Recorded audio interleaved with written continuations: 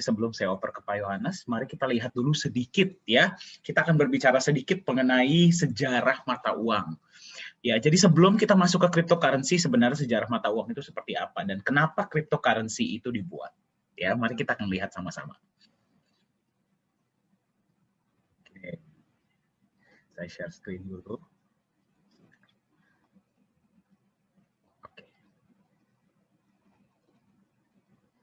Oke, layar saya kelihatan ya. Saya perbaiki dulu. Share sound.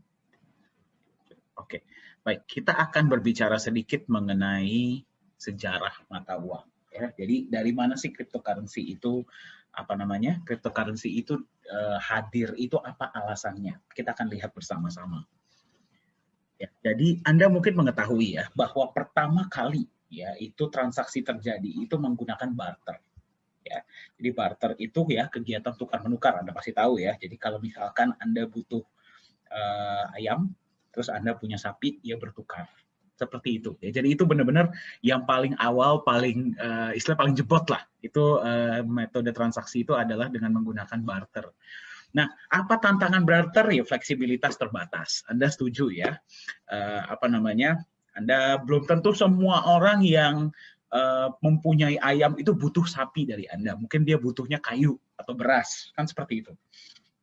Dan mobilitas terbatas. Anda nggak dengan mudahnya bisa membawa sapi Anda, misalkan mesti bertukarnya berapa puluh kilometer, gitu kan susah. Ya. Jadi mobilitas sangat terbatas. Jadi dibuatlah pada saat itu, uang logam. Ya, jadi uang logam itu pertama kali diprakarsai oleh bangsa Lydia. Ketika itu dibuatnya itu dari dibuatnya dari campuran emas dan perak yang namanya elektrum. Ya. Jadi untuk mendapatkan sebuah barang itu mereka harus menukar dengan uang logam yang sesuai. Jadi kan lebih uniform ya untuk semuanya. Tetapi kembali mobilitas terbatas, berarti kalau untuk membawa uang logam yang berat itu kan sangat sulit ya. Tidak aman, disinilah mulai muncul tuh yang namanya begal. Orang lagi jalan tiba-tiba diambil uang logamnya. Ya, dan logam mulianya juga terbatas, nggak mungkin terus bisa dibuat yang namanya elektrum tersebut. Jadi pada saat itu dibuatlah uang kertas. Ya, uang kertas ini kalau nanti mungkin Pak Yohanes akan bercerita lebih dalam mengenai ini ya, tapi uang kertas ini adalah sebuah bentuk bukti penyimpanan, bukti kepemilikan atas sejumlah uang logam. Yang berarti kita juga bisa sebut sebagai IOU. Ya. Jadi Anda simpan uang logam Anda di satu tempat, Anda dapatlah uang kertas ini, yang berarti Anda memiliki sekian banyak uang logam. Tetapi tantangan utama dari uang kertas atau uang kertas berpindah menjadi uang fiat ya, yang berarti tidak ada backupnya. Ya, itulah tantangan utamanya sebenarnya. Ya, beberapa tantangannya adalah yang pertama tidak aman, yang kedua nilainya terus berkurang. Ya, berarti dengan lebih banyaknya uang kertas ini di-print oleh bank sentral, oleh yang meng-issue ya, berarti nilai dari uang kertas tersebut itu terus berkurang. Itulah kenapa kita memiliki yang namanya inflasi. Karena dia itu jumlahnya tidak terbatas. Bisa kalau kurang di-print lagi, kalau kurang di-print lagi, kalau kurang di-print lagi. Itulah kekurangan dari uang kertas. Nah, kemudian muncullah uang elektronik ya, contohnya OVO, GoPay, Dana, M-Banking. Apakah uang elektronik ini menyelesaikan tantangan dari inflasi? Tidak, dia hanya memudahkan saja.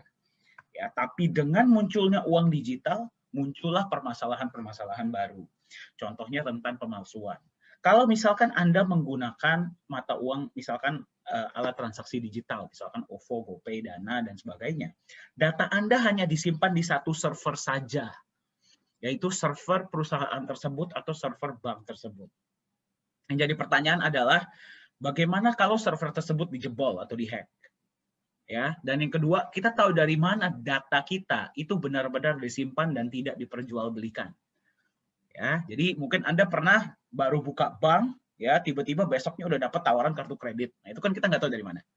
Ya, jadi itulah beberapa tantangan-tantangan yang terjadi sehingga warga dunia ini mulai berpikir, apa ya solusinya agar kita bisa bertransaksi peer-to-peer, mengatasi permasalahan inflasi, ya, mengatasi permasalahan inflasi, bisa bertransaksi peer-to-peer.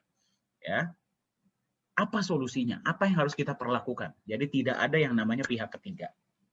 Itulah di mana munculnya cryptocurrency. Ya, jadi mata uang kripto ini muncul untuk sebenarnya menyelesaikan tantangan-tantangan yang ada di sistem keuangan yang sudah ada sekarang. Jadi dia itu berbentuk revolusi istilahnya ya, revolusi untuk istilahnya kita menciptakan sebuah mata uang baru yang tidak akan kena inflasi, tidak hanya divalidasi oleh otoritas sentral dan bisa dari kita, oleh kita, untuk kita. Nah, ternyata dia itu sudah mulai terkenal ya sekarang, apalagi kemarin Bitcoin nilainya sudah sangat tinggi. Nah, apa perbedaan dari cryptocurrency dan uang digital dan uang-uang lainnya? Ya, dan apa sih sebenarnya potensi ke depannya? Nah, itu yang akan bawakan bukan saya. Ya, sebentar saya stop share dulu. Yang akan bawakan sesi selanjutnya ini adalah CEO dari Nagaya Technologies. Ya, beliau sekarang kita sudah berkecimpung di dunia cryptocurrency ini sudah 3-4 tahun. Ya, jadi beliau yang akan berbagi. Untuk itu, saya persilahkan CEO Nagaya Technologies, Pak Yohanes Chandra, untuk berbagi mengenai cryptocurrency. Silahkan, Pak. Ya, baik. Terima kasih Pak Dhani. Suara saya kedengeran? Oke. Ya, jadi selamat pagi Bapak-Bapak, Ibu-Ibu. Ya, selamat datang dan terima kasih ya sudah meluangkan waktunya di hari Sabtu ini ya untuk menghadiri. Kita ingin memberikan sedikit ya tentang cryptocurrency itu apakah bisa menjadi future of money. Ya, saya juga berterima kasih banyak ke Dr. Anton dan juga Ibu Leli yang sudah menginisiasi untuk acara hari ini. Ya, jadi kalau kita melihat, tadi Dr. Anton udah bilang ya, ini fenomena yang cukup luar biasa, terus kemudian juga bahkan Bank Sentral kita, Bank Indonesia itu berencana untuk menerbitkan mata uang digital. Nah, apakah mata uang digital yang nantinya diterbitkan oleh Bank Indonesia ini sebuah cryptocurrency? Itu jawabannya tidak. Jadi di sini juga kita akan membahas apa sih bedanya tentang mata uang digital dan cryptocurrency. Ya, jadi saya akan mulai dengan share screen saya.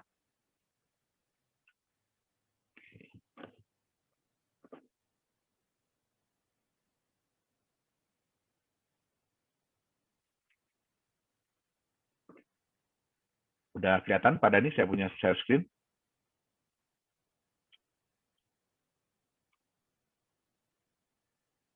Oke, ya. Jadi apa sih mata uang kripto? Ya, mata uang kripto adalah sebenarnya sebuah aset digital.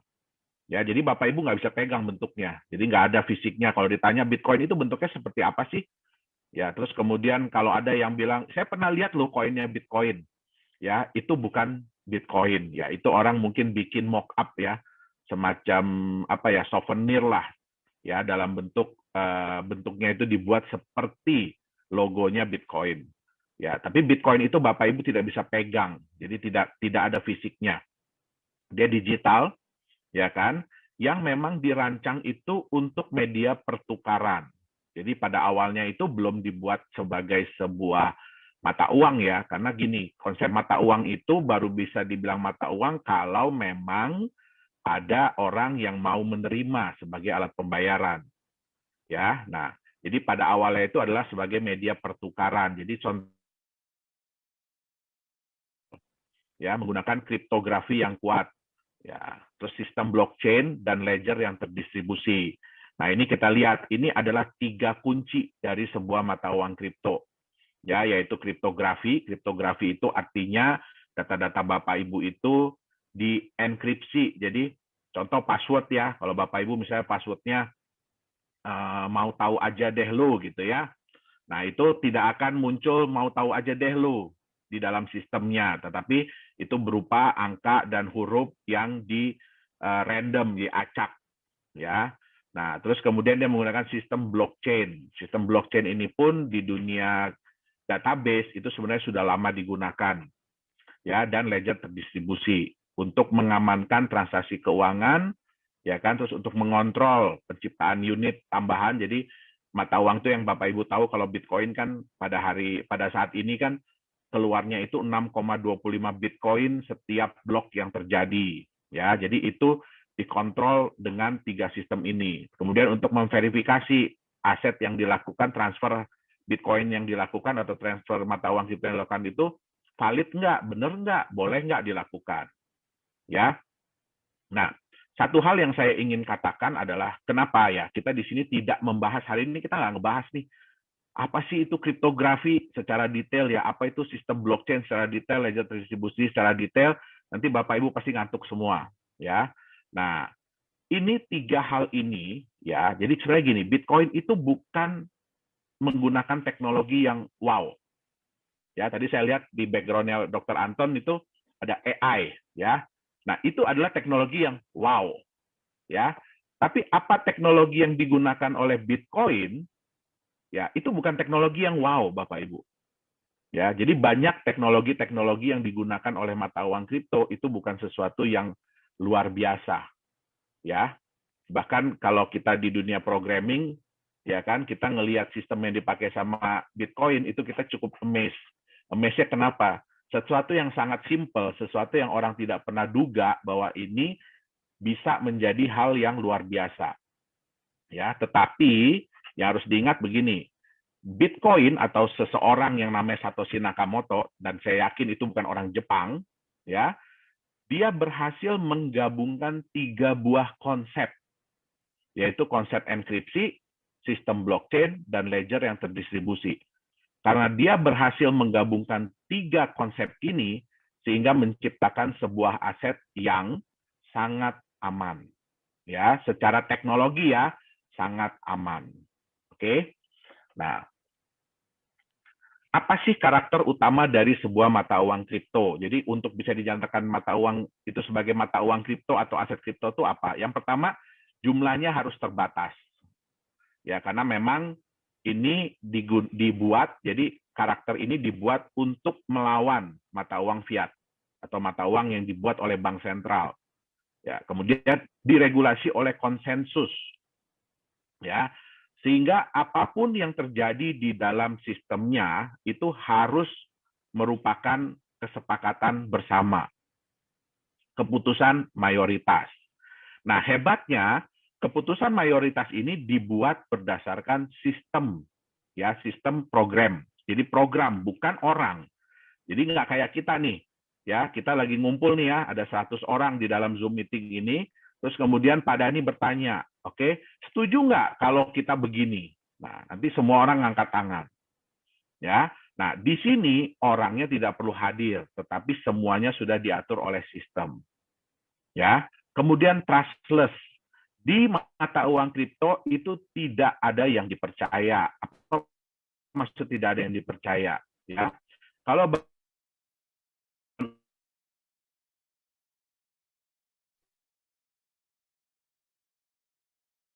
uang sejumlah itu adalah si bank ABC. Ya, jadi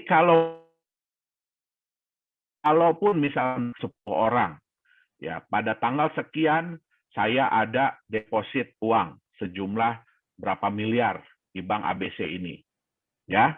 Nah, terus bukti yang Bapak Ibu pegang tuh yang kertas setoran, slip setoran itu mungkin hilang, ya. Nah, itu nanti ya kalau bank bisa bilang, jadi bank bisa bilang gini, enggak, Bapak Ibu nggak punya uang sekian miliar, mungkin cuma berapa puluh juta, gitu loh, mungkin cuma berapa puluh juta. Nah, yang berhak untuk menentukan benar atau tidak itu hanya 1 orang, ya. Nah, di mata uang kripto itu tidak bisa terjadi. Jadi di mata uang kripto itu semua orang nggak ada yang saling percaya, ya. Semua orang nggak ada yang saling percaya. Tadi yang saya bilang distributed ledger itu artinya apa? Ledger itu Bapak Ibu tahu ya, kayak ya, di sini kan ada banyak teman-teman pengusaha ya. Nah, ledger itu adalah buku. Jadi buku transaksi. Ya, jadi kita semua itu mencatat transaksi apapun yang terjadi, ya, semua orang pegang buku masing-masing.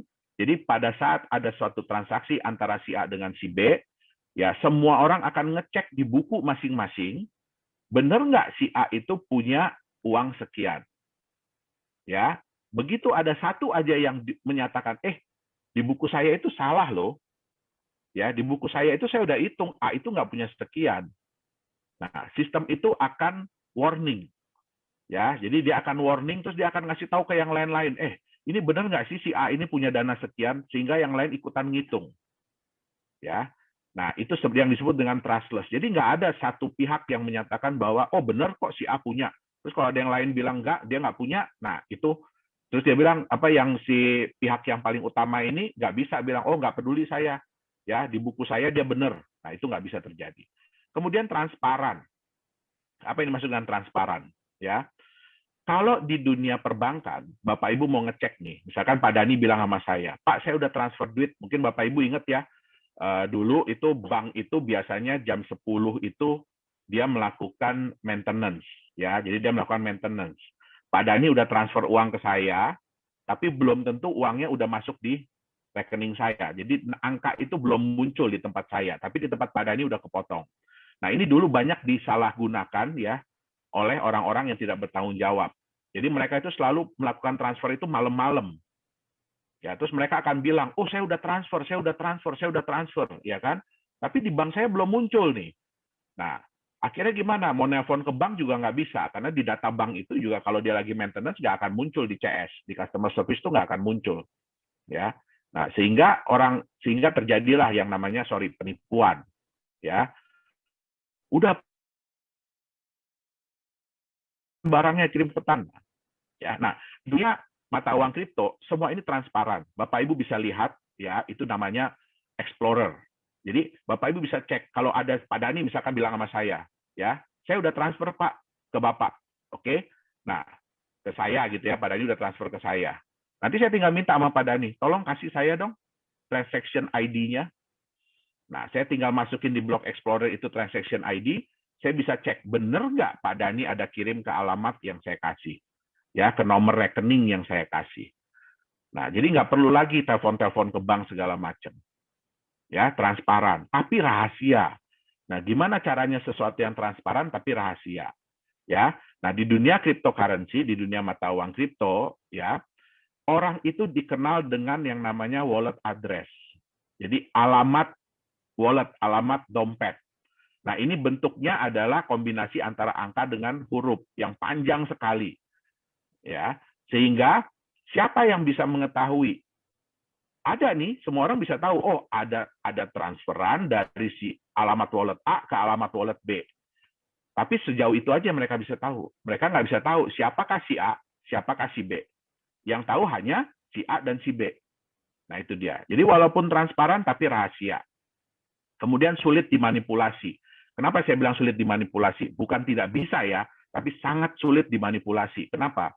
Karena setiap orang itu memegang buku besar, buku transaksi itu setiap orang pegang. Jadi kalau mau dimanipulasi, bayangkan ya, kalau data itu hanya ada di 1-2 server, oke lah, hacker tinggal masuk, rubah datanya di 1-2 server, ganti semua itu angkanya. Tapi bagaimana caranya merubah ya dalam waktu yang sangat cepat, oke, data di ribuan atau ratusan ribu. Ya, sekarang ini pemegang data wallet di Bitcoin ya itu sudah hampir 1 juta wallet. Jadi udah hampir 1 juta komputer yang memegang data transaksi Bitcoin. Ya, jadi Bapak Ibu bisa bayangkan bagaimana hacker itu mau ngerubah data, ya, dia harus ngerubah data di berapa? 501 ribu komputer dalam waktu yang sangat cepat. Nah, itu sangat sulit untuk dilakukan. Kemudian ya sudah pasti ya harus mudah dipindah ya. Jadi kalau yang namanya mata uang kripto itu kalau transfernya susah, ya mesti telepon dulu ke kantor, mesti diverifikasi dulu. Nah, itu namanya bukan aset, bukan mata uang kripto. Oke, jadi inilah karakter-karakter utama dari sebuah mata uang kripto.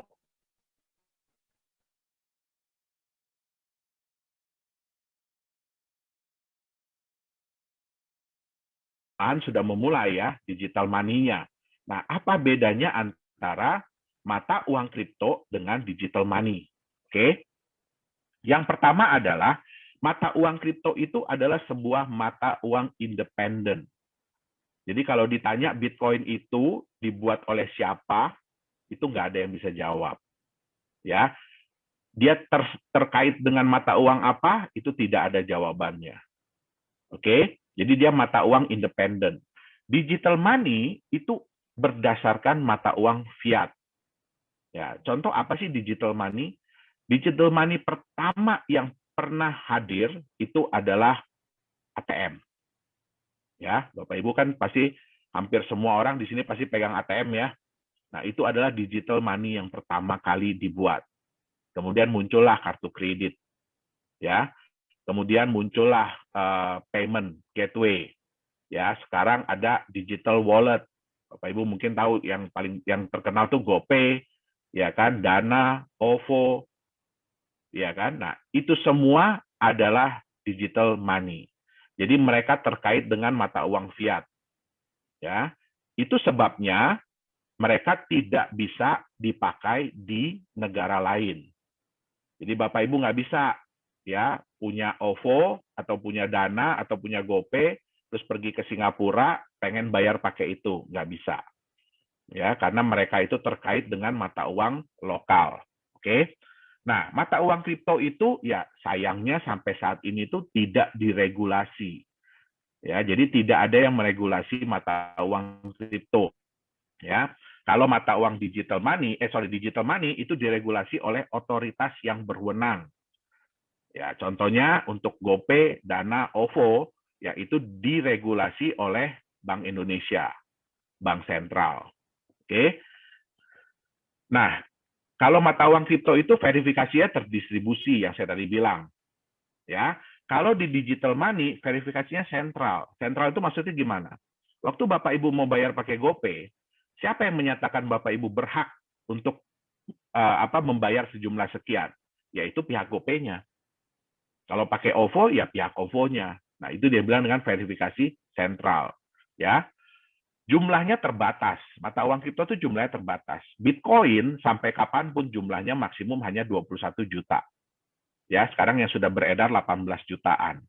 Contoh di Nagaya, yang maksimum yang beredar nantinya adalah 50 juta. Nah, sedangkan untuk digital money jumlahnya tidak terbatas. Karena dia mengikuti mata uang fiat. Ya, Bapak Ibu tahu sudah berapa banyak mata uang rupiah yang beredar? Dan apakah jumlahnya selalu tetap dari tahun-tahun yang lalu? Tidak. Dia jumlahnya selalu bertambah. Nah, kemudian bedanya lagi mata uang kripto itu diterbitkan berdasarkan konsensus. Jadi contoh kayak Bitcoin. Kalau sudah dinyatakan saat ini keluar 6,25, ya itu nggak bisa tiba-tiba berubah, kita mau tambah deh. Sekali keluar jangan 6,25 deh, bikin jadi 50 lagi, itu nggak bisa. Karena sekali sudah dijalankan, konsensus itu sudah berjalan, selamanya akan seperti itu. Nah, berbeda dengan digital money, itu diterbitkan oleh otoritas. Jadi bergantung daripada otoritas, mereka mau terbitin uang baru atau tidak. Ya. Nah, bedanya lagi mata uang kripto ini yang paling penting dan yang kita tekankan itu ledgernya terdistribusi. Ya, jadi Bapak Ibu bisa memastikan bahwa apapun yang transaksi yang terjadi itu adalah benar. Ya. Dengan digital money, ledgernya tersentralisasi. Oke. Nah, sekarang apa sih itu blockchain teknologi? Seperti saya bilang tadi ya, kita nggak akan bahas blockchain teknologi ini secara detail ya. Nah, nanti Bapak Ibu ngantuk jadinya. Oke. Nah, apa itu blockchain teknologi?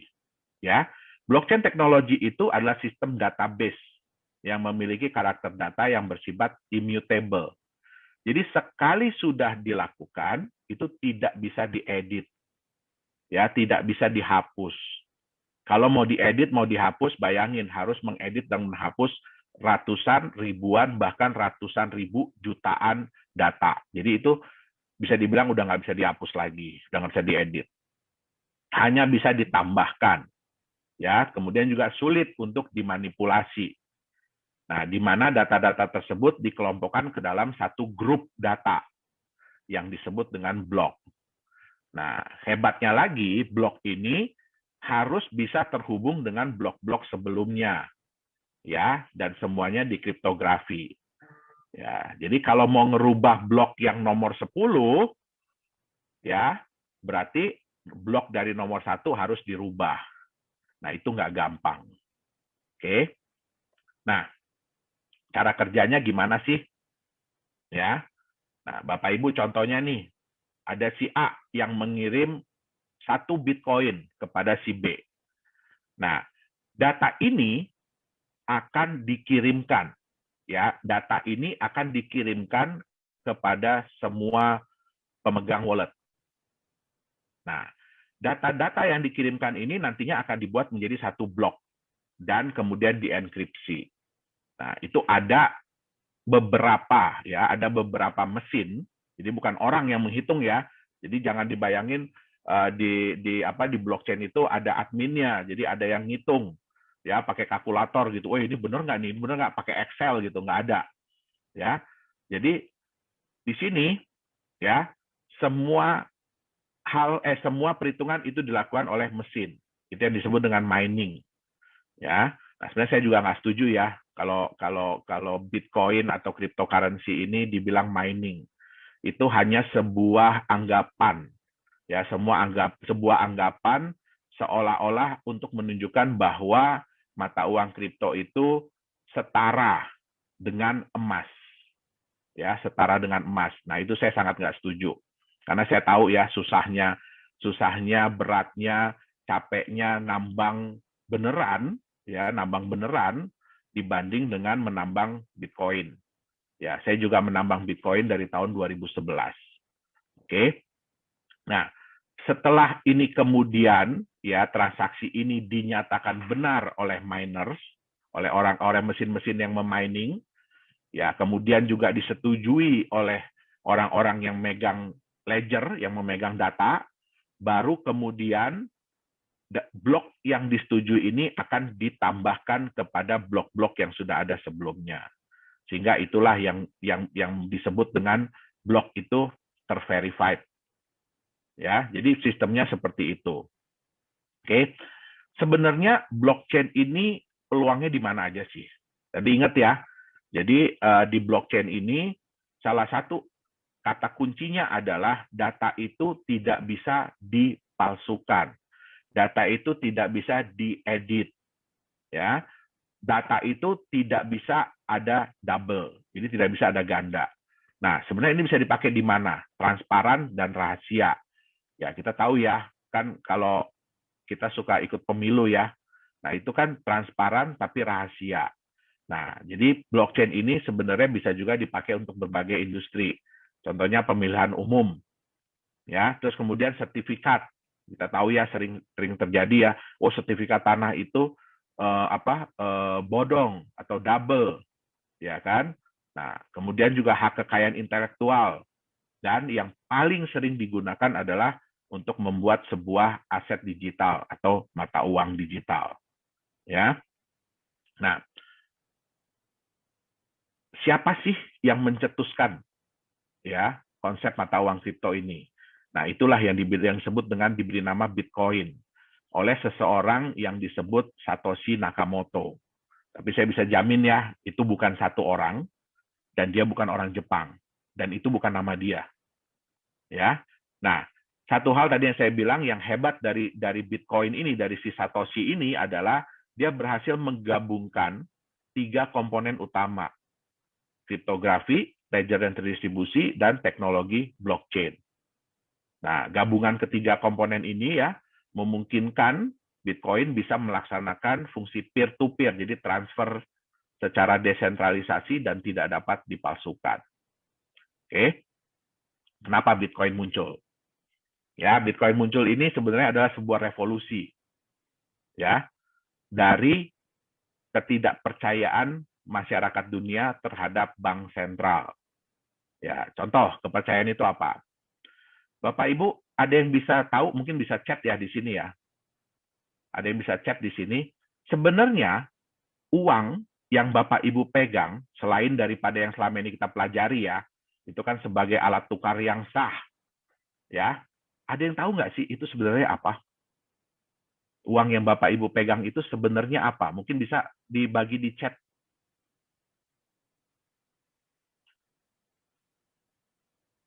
uang yang Bapak Ibu pegang itu sebenarnya adalah apa?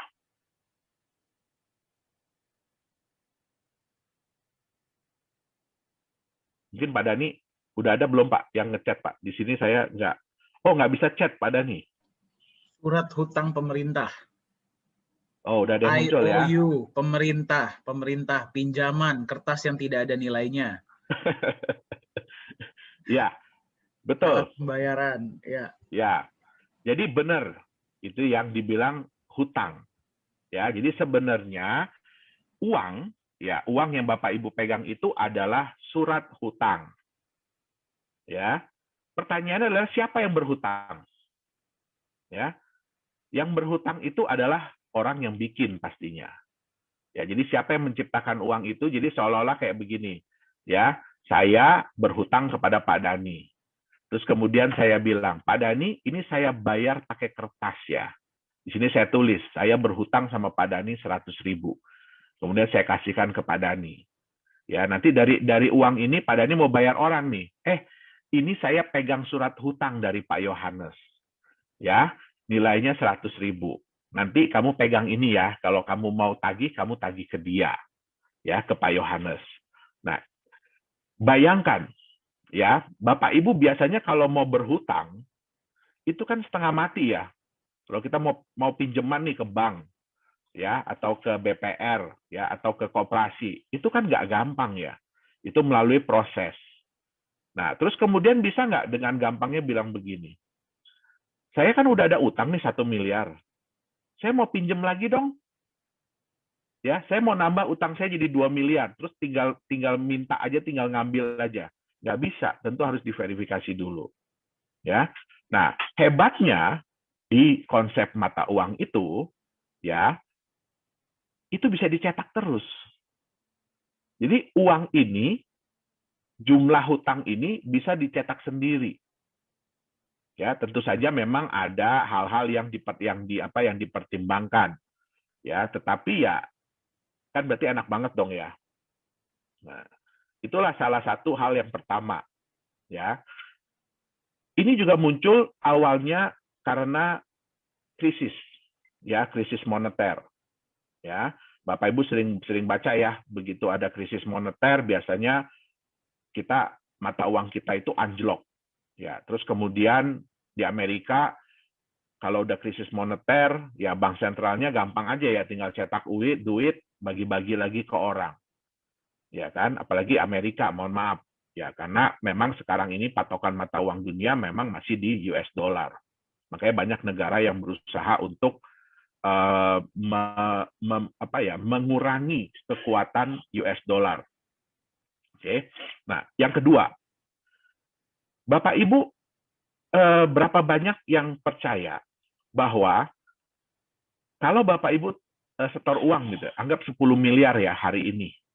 Bapak Ibu yakin nggak besok uang itu masih ada di bank tersebut? Ya, nggak bisa. Buktinya apa? Ya, buktinya paling gampang apa? Bapak Ibu setor hari ini 10 miliar, anggap nggak usah hari ini ya, siang ini 10 miliar. 2 jam lagi Bapak Ibu bilang, saya nggak jadi deh, saya mau tarik lagi itu yang 10 miliar. Nggak bisa Bapak Ibu. Ya, harus lapor dulu ke Bank Indonesia, ya harus ini itu dulu. Pertanyaannya kan satu, itu uang siapa? Nah, jadi hal-hal seperti inilah yang memunculkan ketidakpercayaan ya masyarakat terhadap bank, bukan cuma bank sentral tetapi terhadap perbankan. Sehingga mereka mencoba, gimana ya caranya ya, kita bikin yuk mata uang dari kita, oleh kita, untuk kita. Ya, jadi dicobalah menghadirkan mata uang digital yang tidak membutuhkan otoritas sentral. Oke, nah transaksi di mana transaksi dalam jaringannya itu divalidasi oleh anggota jaringan tersebut, ya, oleh penggunanya. Nah, peluangnya apa yang diharapkan dari munculnya Bitcoin dan teman-temannya? Yang pertama adalah payment solution yang lebih cost efektif. Jadi cara pembayaran yang biaya transaksinya itu nggak mahal, ya. Kemudian yang kedua, transfer uang yang jauh lebih nyaman. Jadi Bapak Ibu nggak perlu pergi ke bank, nggak perlu isi-isi formulir ini itu, tapi sudah bisa ditransfer dengan mudah. Aset yang sulit untuk dimanipulasi, ya, keamanan dari identitas. Oke, ini plus minus ya, saya nggak bisa bilang ini positif, ya karena ya kita nggak bisa pungkiri ya, bahkan Bitcoin sekalipun itu ya kalau orang bilang ya dipakai untuk hal-hal yang negatif ya bisa aja, ya tapi terlepas dari ini semua ya kita juga tahu ya yang namanya US dollar juga dulu dipakai buat dagang senjata, buat narkoba gitu ya, transaksi narkoba. Jadi ya kita nggak bisa bilang ini plus atau minus lah. Kemudian, nah ini dapat dijadikan instrumen investasi, ya. Nah ini yang akan kita bahas lebih dalam ya hari ini. Oke, kenapa? Bapak Ibu bisa lihat bahwa sekarang ini, terutama beberapa bulan belakangan ini, kapitalisasi pasar dari cryptocurrency itu meningkat jauh, ya. Yang tadinya di angka 600-an juta dolar, sekarang sudah 1,4 miliar. 1,4 triliun. Ya, dari 600 miliar udah menjadi 1,4 triliun.